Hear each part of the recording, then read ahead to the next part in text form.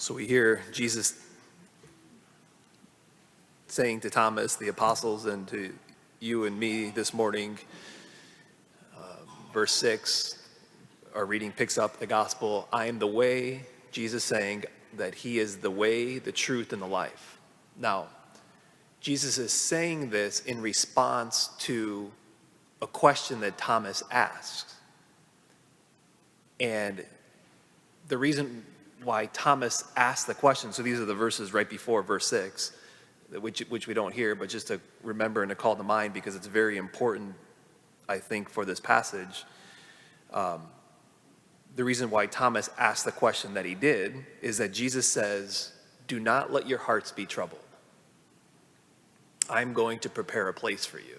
So we don't hear that, but that's the starting of it. He's up in the upper room with the apostles and he says, do not let your hearts be troubled. To which Thomas asked the question, how can we get to the way? Jesus says, I'm going to prepare a place for you. You know the way. And Thomas says, how can we know the way? To which Jesus' response is this that we heard. Jesus' response to troubled hearts, his response to our problems, the problems right now that we have or that we're going to have tomorrow that we're not known to, or the hearts that are troubled right now, or they're going to be troubled, the reasons why they're going to be troubled tomorrow, Jesus' response is he points to himself. He says, I am the way, the truth, and the life. Don't let your hearts be troubled. He points to himself. Christ is the answer to your problems. Christ is the answer to my problems. You know, it's Fulton Sheen said it this way. He says, in following Christ, we find our way. In following Christ, we discover truth.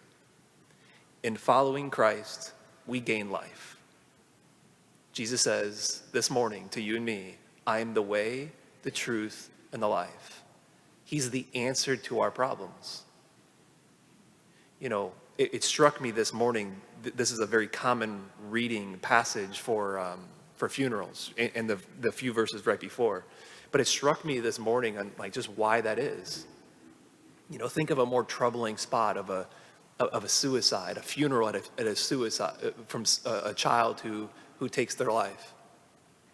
I mean, can you have a more troubled heart? And the reason why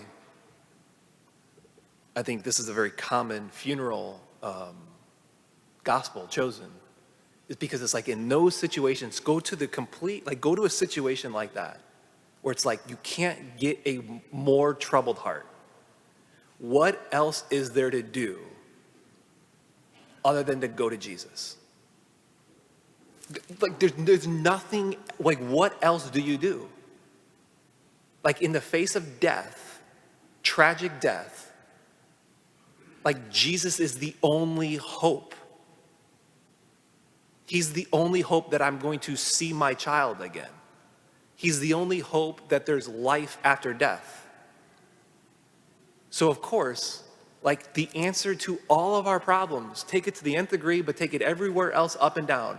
The answer to any problem that is on your heart or my heart this morning that causes it to be troubled, the answer is Christ. Because he's the way, the truth, and the life. And so he sees troubled hearts and he just points to himself.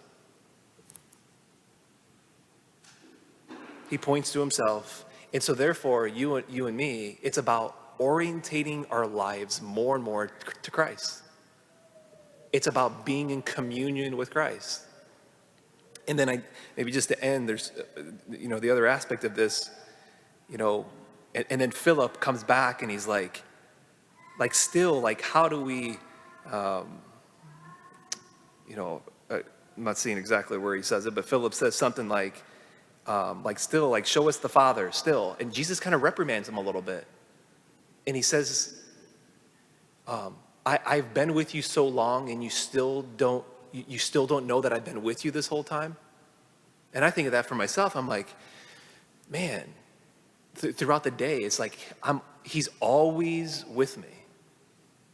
And so it really is about when someone comes to me with problems, or I even notice in my own heart problems, to what extent am I with Jesus? To what extent is me, when people come to me, to what extent am I pointing them to him? Because he's the way, the truth, and the life. And it's just wild of the fact, soon after this account in the gospel, all of this is, Jesus is pointing to the fact that he's going to leave, but he's going to send the Paraclete, that we're going to have the Holy Spirit within us, so that he's in us. And so when problems arise, when we notice the troubled hearts, we notice our troubled hearts, let us just build that stronger muscle to have that, just the quick recourse and that reminder to turn to him, because he is the answer, the solution to all of our problems and all of our troubled hearts.